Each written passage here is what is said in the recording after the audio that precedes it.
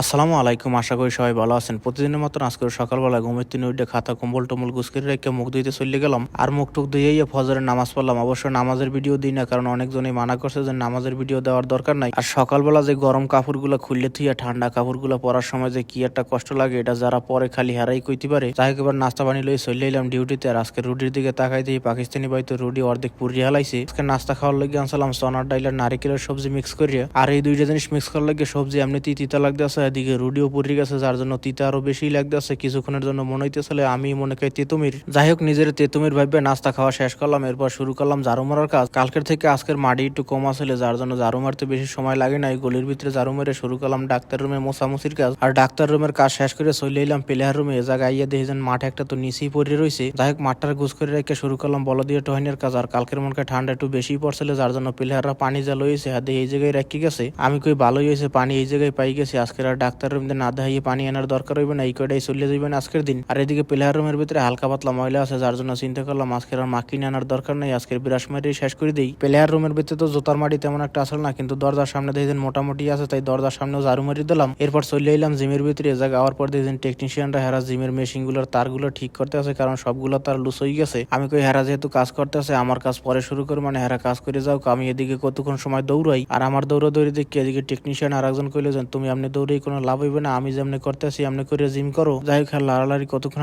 দেখে জিগাইলাম যেন আজকের এই মেশিন গুলো সব একসাথে লুজ হয়ে গেল কেমনে, যেন কালকের তো দেখছি ঠিকই আসলে। যাই হোক, হ্যাগোলাগে আলাপ করে বলতে পারলাম যেন কালকের মাঠে প্র্যাকটিস কমে হয়েছিল, জিমের ভিতরে মনকে বেশি প্র্যাকটিস হয়েছে, যার জন্য মেশিন গুলো সব তার লুজ হয়ে গেছে। দেখতে গেলে কত একদিক দিয়ে সত্য, কারণ ওই সিটির ভিতরে ময়লা তেমন একটা হয় না। যদি মাঠের ভিতরে প্র্যাকটিস করে তো ওই সিটির ভিতরে ময়লা হয়ে যায় প্রচুর পরিমাণে। যাই হোক, ওই পাশাটা ঠিক করার পর এই পাশাটা চেক করে ঠিকঠাক করে দিলে। এর ভিতরে দুপুরে আজান হয়ে গেছে, চলে এলাম নামাজ পড়ার লাগিয়ে। কালকের যে জোতার রোদে রাখছিলাম দুইটা লাভ হয়েছে। এক হয়েছে জোতার ভিতরে যে দুর্গন্ধ থাকলে এটা চলে যায়, আর দ্বিতীয়ত মোজা হালকা পাতলা ভিজে থাকলে এটাও শুকিয়ে যায়। যাই হোক, এই জন্য আজকের ব্যাপাকের আগে জোতা আমি রোদ দিয়ে রাখলাম আর চলে গেলাম মসজিদের ভিতরে নামাজ পড়ার সময়। আর একটা ঘটনা ঘটে যায়, একামাত দিছে আর ভিতরে জিমেলের ভিতরেও কল হয়েছে একজন স্ক্যামারের। আর সৌদি পুলিশের পোশাক পরা উনি কইতে আছে আমার নাকি 800 রিয়ালের অ্যামাজনের অর্ডার আছে, যেগুলোর ব্যাড ট্যাক্স লাগবে, আর এইগুলোর উপরে কেস হয়ে আছে, যার জন্য উনি অনেক টিয়া চাইতে আছে। স্ক্যামারের কপালটা ভালো, যখনই কল দিছে তখনই একামাত দেওয়া শুরু করছে, যার জন্য আমি কল রেখে দিয়ে চলে গেছি নামাজ পড়তে। যার জন্য ভিডিও রেকর্ড করতে পারি না। যদি 2 মিনিট বা 5 মিনিট আগে দিত বা নামাজের পর দিত, তাইলে ভিডিও রেকর্ড করে এভিডেন্স যদি আমি এনে থানায় জমা দিতে পারতাম, তাইলেই হ্যাগো ব্যবসায় কালাবাতি লাগবে না। কারণ কয়দিন আগেই যারা স্ক্যামার অথবা অপহরণকারী যারা আছে এগো প্রায় 30 জনের মতো ফাঁসি দিয়েছে। না ভুল হয়েছে, ফাঁসি দেয় না, ডাইরেক্ট কল্লাই কেটে ঢেলাইছে। যাই হোক, নাস্তা পানি শেষ করে আজকের ভিআইপির ভিতরে কাজ করলাম। আর 2:30 বাজার পরে বাইরে এলাম ভিআইপির ভিতর দিয়ে। আজকের বাইরে